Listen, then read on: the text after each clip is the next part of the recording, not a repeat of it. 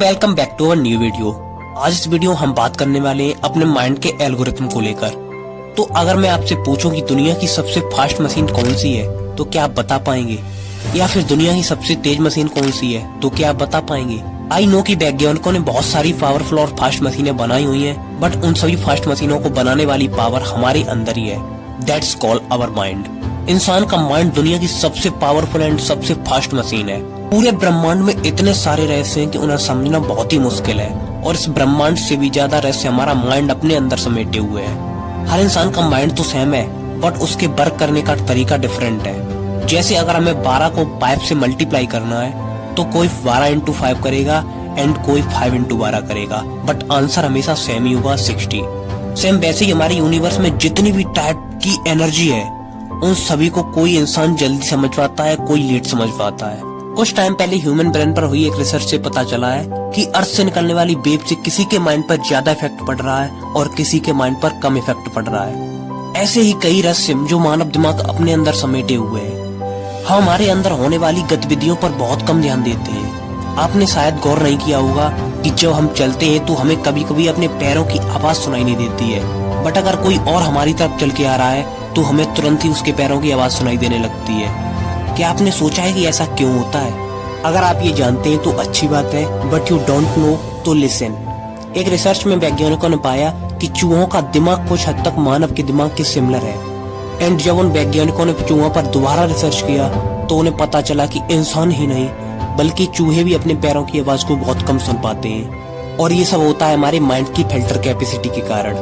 हमारा माइंड हमारी बॉडी से जनरेट वॉइस को फिल्टर करके हमारे आसपास की आवाज को सुनने में हेल्प करता है। और जितनी अच्छी हमारे दिमाग की पावर होगी उतना ही हमारा माइंड हमें आवाज को फिल्टर करने में हेल्प करेगा।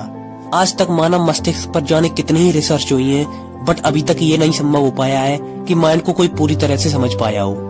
आपने हाथ पर बंधी घड़ी की ओर देखिए, उस पर ध्यान दो। उसमें जब 1 सेकंड हो जाए तब आप सोचना कि क्या हुआ है।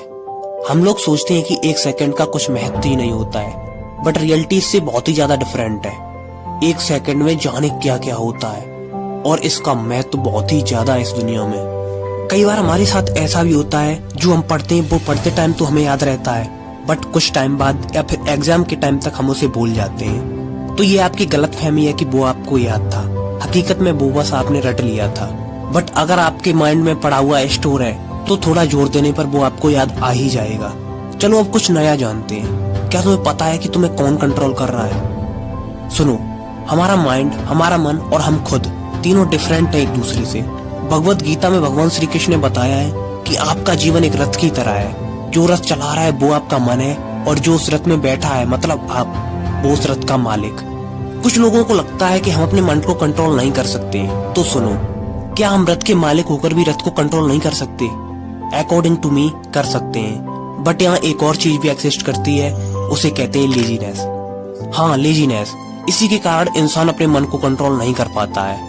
माइंड के बारे में बहुत से अनोखे फैक्ट्स हैं, और उन्हीं में से एक ये है कि अगर आप देखेंगे कि आपके माइंड के अंदर क्या चल रहा है, और अगर आप वो समझ गए तो आप आसानी से अपने मन को कंट्रोल कर पाएंगे।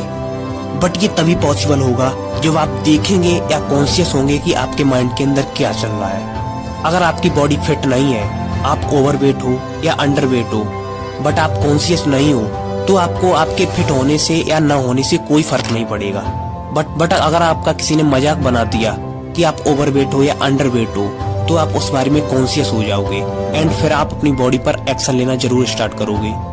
लास्ट में एक बात जरूर बोलना चाहूंगा, हमें हमारी लाइफ और हमारा माइंड मुफ्त में मिले हैं, यानी बिना पैसे दिए मिले हैं, तो इन्हें यूज करो।